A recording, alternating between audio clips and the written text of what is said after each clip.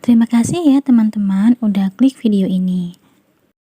Sebelum kita lanjut ke audio novelnya, aku ingetin ya untuk kalian jangan lupa like, komen, dan juga subscribe. Terima kasih. Hari ini adalah hari ketiga dia pergi. Masih belum ada kabar apa-apa. Aku tidak ingin memikirkannya. Tapi tetap saja kepikiran. Apa seperti ini perasaan Diana ketika Alex tidak bersamanya?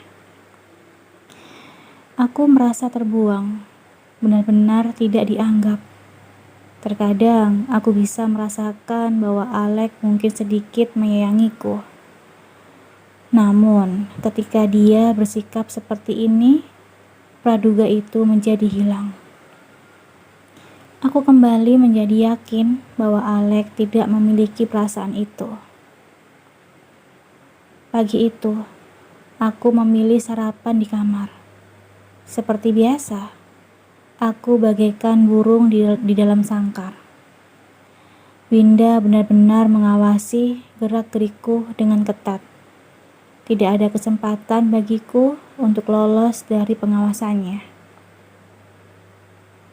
Adik, harus kuat, harus sehat. Makan yang banyak ya, Dek. Aku makan porsi banyak. Meminum semua vitamin yang diberi oleh dokterku. Aku juga tidak melewatkan untuk meminum susu kehamilan. Mama gak sedih ataupun stres.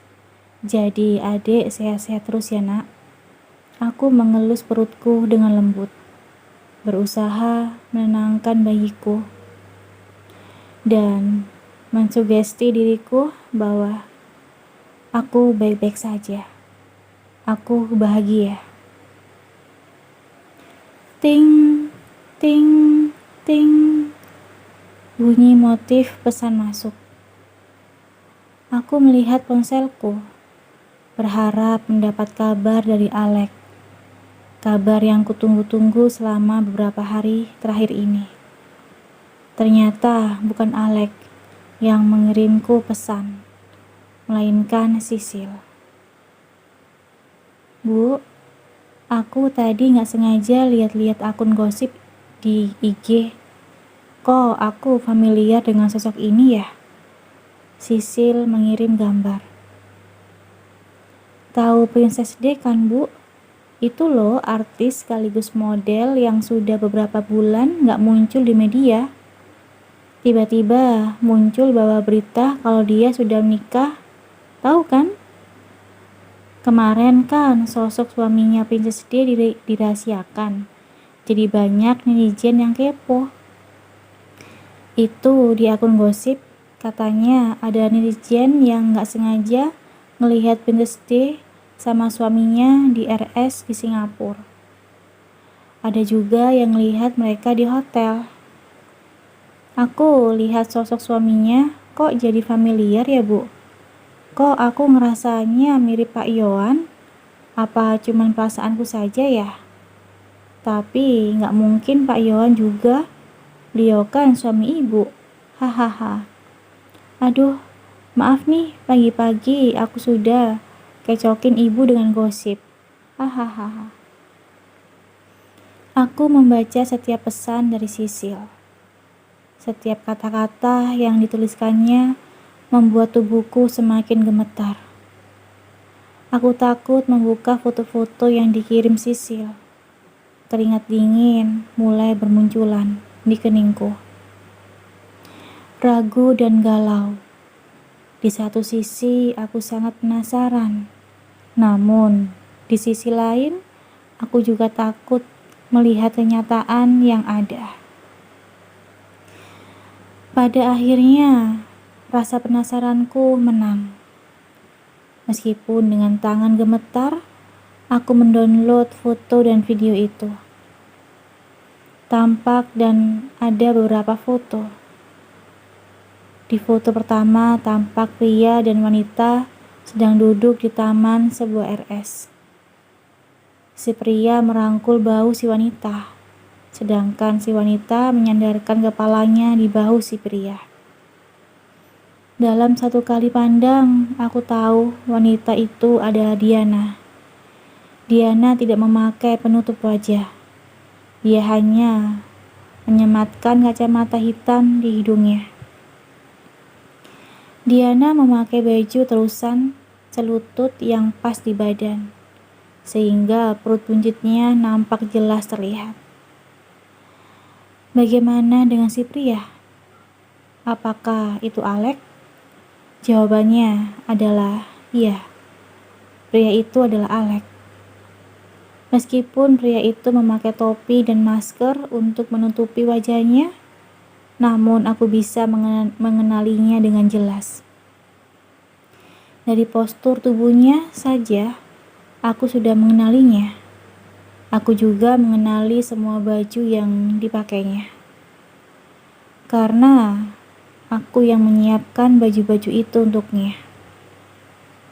Selain foto di taman, ada beberapa foto mereka lainnya, seperti misalnya foto ketika mereka sedang menunggu lift di rumah sakit, foto ketika mereka masuk ke salah satu hotel, maupun foto ketika mereka sedang duduk di restoran hotel. Aku tahu mereka pasangan suami istri. Aku juga tahu Alek ke Singapura untuk menemui Diana. Aku tahu hal itu semua. Tapi mengapa hatiku masih sakit melihat foto-foto mereka bertebaran seperti ini? Apa aku cemburu, iri hati, dengki, kesal, marah, sedih, kecewa? Apa hakku untuk memiliki perasaan-perasaan itu? Tapi meskipun aku tidak berhak, tetap saja hati ini merasa sangat sakit. Ya Tuhan, aku tidak mau selalu sakit hati seperti ini. Bagaimana caranya agar aku tidak sakit hati lagi? Aku tahu risikoku menjadi orang kedua akan seperti ini. Tapi kenapa hatiku masih belum ikhlas untuk menerima semua takdirmu? Haruskah aku pergi lagi? Haruskah aku melepaskannya kembali? Aku dulu sudah pernah melakukannya, tapi dia berhasil menemukanku. Haruskah aku mencobanya kembali? Kemana aku harus pergi, Tuhan? Setelah melihat foto-foto itu, aku memutuskan untuk tidur. Aku ingin melupakan semuanya, menghapus semua bayangan kemesraan mereka. Seharian aku tidur. Aku hanya bangun untuk makan dan minum vitamin. Kemudian tidur lagi. Hal itu berlanjut selama 1 hari penuh. Menjelang hari keempat, perasaanku kembali naik turun. Tidur tidak membuatku melupakan semuanya. Tidur hanya membuatku lari dari masalah sejenak. Namun, begitu benar-benar terbangun, aku kembali mengingatnya. Winda? Iya, Bu. Aku ingin keluar. Mohon maaf, Bu. Pak Yohan tidak mengizinkan. Aku ingin lihat sawah. Maaf, Bu. Sawah? Aku ingin melihatnya. Kamu bisa mendampingiku, Winda, tanpa ragu.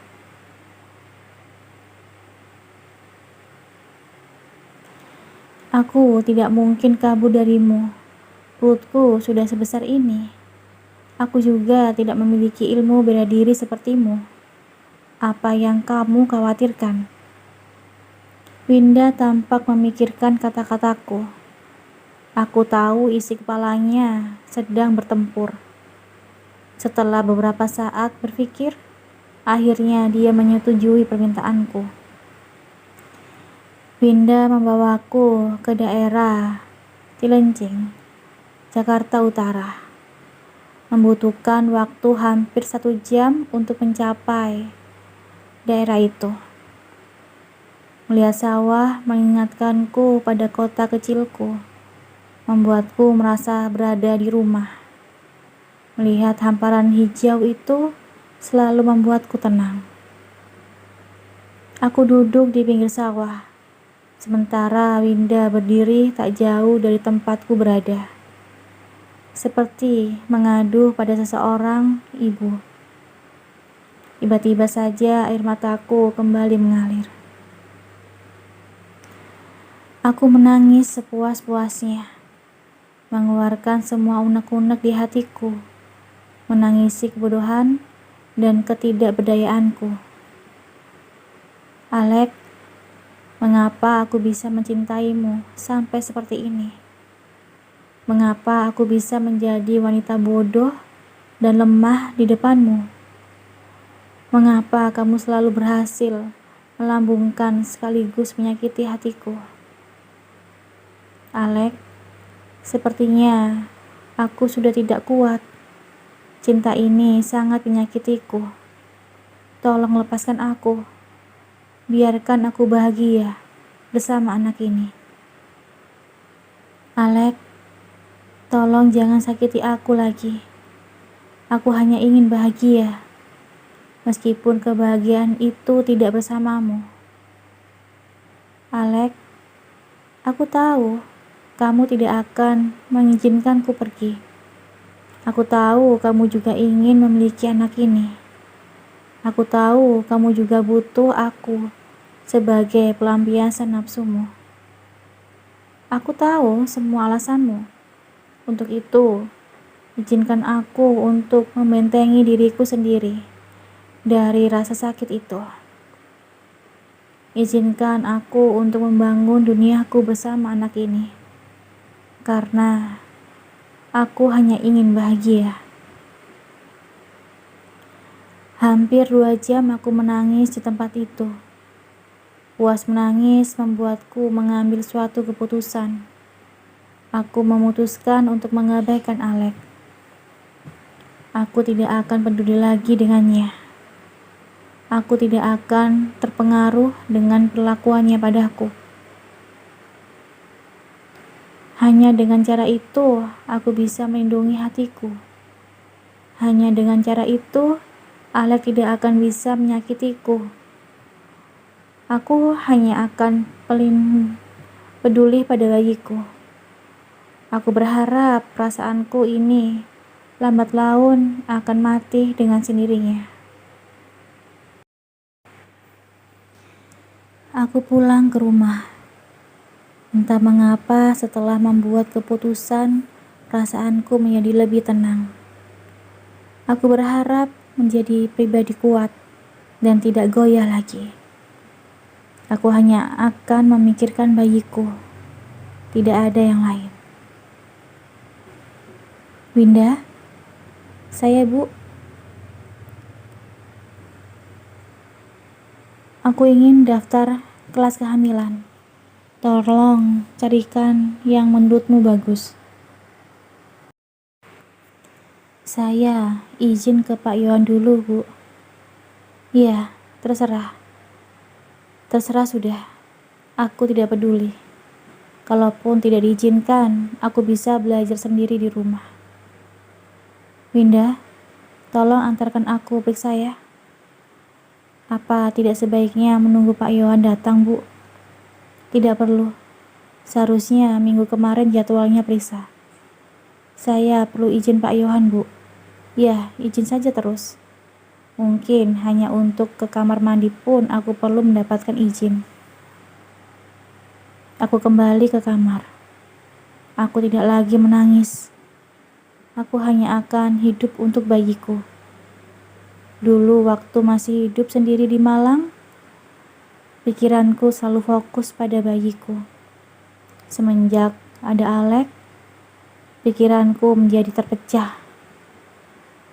Aku banyak memikirkan Alek hingga terkadang aku lupa bahwa naik turunnya emosiku akan mempengaruhi janinku. Sekarang, Aku tidak akan membiarkan Alex mempengaruhi emosiku lagi.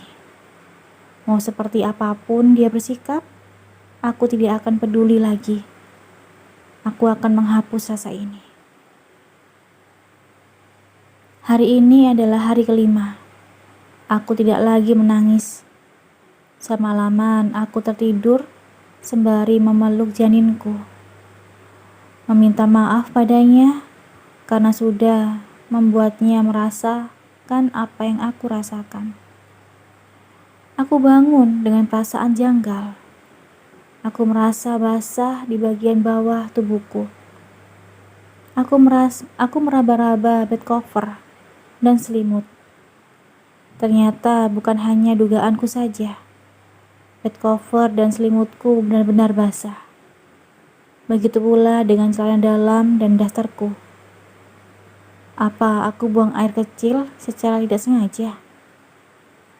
Aku mencium cairan itu. Sama sekali tidak berbau. Hanya sedikit kesat di tangan. Cairan ini bukan air kencing. Lalu, cairan apakah itu? Aku bangun secara perlahan, mengambil ponselku dan mulai mencari tahu. Berdasarkan info yang kudapat, ternyata itu adalah air ketuban.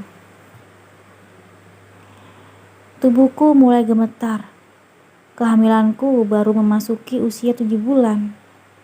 Tidak mungkin aku melahirkan sekarang, bukan? Tok, tok, tok. Tanpa mendengar jawabanku, pintu kamarku terbuka. Kulihat Winda sudah berdiri tak jauh dari tempatku berada. Aku menyembunyikan tubuhku dari pandangan Winda. Aku takut Winda mengetahui kondisiku. Selamat pagi, Bu. Mohon maaf sudah mengganggu waktu istirahatnya. Saya mendapat kabar dari Pak Yohan. Beliau mengizinkan saya untuk membawa Anda periksa kehamilan ataupun mendaftarkan Anda di kelas kehamilan. Kapan Anda ada waktu untuk... Sekarang, Winda. Sekarang aku bisa. Bisakah kamu keluar dulu? Aku mau bersiap-siap. Setidaknya Tuhan menjawab doaku kali ini. Aku benar-benar harus konsultasi ke dokter kandungan mengenai kondisiku saat ini. Mengapa tubuhku mengeluarkan air ketuban tanpa adanya kontraksi? Apa ada yang salah dengan kandunganku? Dek, tetap bersama Mama ya. Jangan tinggalin Mama. Mama bersalah padamu. Izinkan Mama untuk menebus kesalahan Mama. Please ya sayang, sehat-sehat. Belum waktunya kamu keluar sayang. Tetap baik-baik ya di perutnya Mama. Aku membersihkan selimut dan bed coverku yang basah, menggantikannya dengan yang baru. Setelah itu, aku membersihkan diriku sendiri dengan hati-hati. Tubuhku gemetar. Aku merayu-rayu janinku untuk tetap bertahan di rahimku. Berkali-kali aku minta maaf padanya karena sikapku yang membuatnya menjadi seperti ini. Aku hanya berharap bayiku akan baik-baik saja sampai waktu melahirkan tiba. Aku masuk ke ruang dokter kandungan itu sendiri. Winda memaksa untuk menemaniku. Aku bersikukuh untuk menolaknya. Kami berdebat.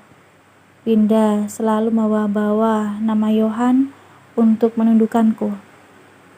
Syukurlah ada asisten dokter yang membelaku. Dia menyuruh Winda untuk menunggu di luar, karena memaksakan kehendak pada ibu hamil sangat tidak baik untuk kondisi psikologinya. Aku masuk di ruangan itu dan mulai berkonsultasi. Dokter memeriksa kandunganku dengan cermat, memeriksa setiap bagian dari rahimku, mengukur setiap kandungan amnionku, dan juga memastikan bahwa janinku dalam kondisi baik-baik saja. Sudah berapa lama Anda mengalami ini? Baru tadi pagi, Dok. Sebelumnya saya tidak pernah mengalaminya. Apakah bayiku baik-baik saja, Dok? Dia tidak akan lahir lebih awal, kan? Ibu Kansa, saya senang Anda langsung kemari begitu mengalami gejala ini. Biasanya ada beberapa ibu hamil yang meremehkan masalah ini karena dianggap tidak berbahaya. Saya sudah meriksa jumlah cairan amnion Anda. Untung saja jumlah amnion yang berkurang hanya sedikit. Jadi kemungkinan Anda untuk melahirkan secara prematur terbilang kecil. Namun, Anda tidak boleh menyepelekan hal ini. Bila cairan amnion masih terus keluar, bukan tidak mungkin saya akan melakukan tindakan operasi. Kenapa bisa keluar begitu saja, Dok? Saya tidak mengalami gejala apapun. Bahkan kontraksi ringan pun tidak. Itu karena faktor stres dan kelelahan. Lelah di sini bukan hanya lelah fisik, namun juga lelah secara pikiran. Saya menyarankan Anda untuk bed rest total selama 3-4 hari. Saya akan meresepkan obat dan vitamin untuk Anda. Bila dalam jangka waktu 3-4 hari cairan amnion masih terus keluar dan cairan itu berubah menjadi keruh dan berbau, maka saya dengan terpaksa akan melakukan tindakan operasi sesar. Tenangkan diri Anda, jangan terlalu banyak pikiran. Buat diri Anda bahagia. Dukungan dari pasangan juga sangat dibutuhkan di sini. Ceritakan semua ini dengan suami Anda, karena dukungan mental dari ayah bayi akan membantu emosi Anda. Aku mendengarkan segala penuturan dokter dengan seksama. Perasaanku semakin bersalah terhadap bayiku. Kehamilanku menjadi seperti ini karena pikiranku yang stres. Terlalu memikirkan ayah si bayi membuatku lupa bahwa bayiku juga membutuhkan perhatianku. Aku harus membuat diriku bahagia agar bayi ini baik-baik saja. Winda, untuk beberapa hari ke depan, aku akan selalu di kamar. Tolong sampaikan pada Mbak Asi untuk membawa makananku ke dalam kamar. Ada apa, Bu? Apa hasil pemeriksaannya tidak bagus? Boleh saya lihat hasil pemeriksaan Anda? Saya harus melaporkan pada Pak Yohan. Tidak, hasilnya bagus. Aku hanya ingin tidak merepotkanmu dengan menjagaku. Tolong laporkan pada dia bahwa hasil pemeriksaannya bagus. Tidak ada yang perlu dikhawatirkan. Ibu yakin? Iya, sangat yakin. Seperti saran dokter, aku benar-benar bed rest. Aku melakukan hampir semua aktivitasku di tempat tidur. Aku meminta Mbak Asi untuk membuatkanku makanan sehat, kemudian memakannya dengan lahap, meminum obat dan vitamin yang diresepkan dokter, melakukan hal-hal yang membuatku rileks dan bahagia seperti misalnya mendengarkan musik klasik yang menenangkan atau menonton drama ringan yang membuatku kembali tersenyum. Keesokan harinya, aku kembali meraba celana dalam maupun bed coverku. Tidak ada rembesan cairan lagi. Aku menghembuskan nafas lega. Terima kasih ya, Nak, karena sudah pengertian sama Mama. Kamu benar-benar anak yang baik. Tetap bertahan sama Mama sampai akhir ya. Aku mengelus-ngelus perutku. Seperti bisa memahamiku. Aku merasakan tendangan lembut di perutku. Aku menangis karena terharu. Hanya bayi ini milikku. Hanya bayi ini yang akan membalas cintaku. Aku harap bisa selamanya berada di dekatnya, dan kami akan hidup dengan bahagia. Aku sudah tidak menghitung berapa hari Alek pergi tanpa kabar.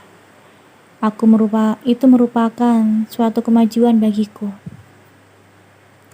Aku tidak lagi mengharapkan kedatangannya ataupun kabar darinya. Aku hanya fokus pada bayiku. Sudah hari ketiga dari terakhir kali aku konsultasi dengan dokter. Selama 3 hari berturut-turut, tidak ada rembesan cairan amnion yang keluar. Besok adalah hari keempat. Hari untukku kembali berkonsultasi. Besok kita ketemu Bu Dokter lagi ya, Dek. Baik-baik yang sayang. Sekarang kita tidur dulu. Aku menarik selimut dan tidur menyamping, membungkus tubuhku dengan nyaman, memberi kehangatan bagiku dan bayi ini. Aku hampir terlelap di alam mimpi ketika aku merasakan seseorang membuka pintu kamarku. Aku enggan berpaling. Aku tetap dengan posisi menyamping, pura-pura tertidur. Mungkin itu Winda yang datang untuk melihat dan mengecek keadaanku. Aku merasa seseorang itu mendekat padaku. Kemudian sentuhan bibir hangat mendarat di pelipisku. Aku pulang sayang. Sudah tidur ya?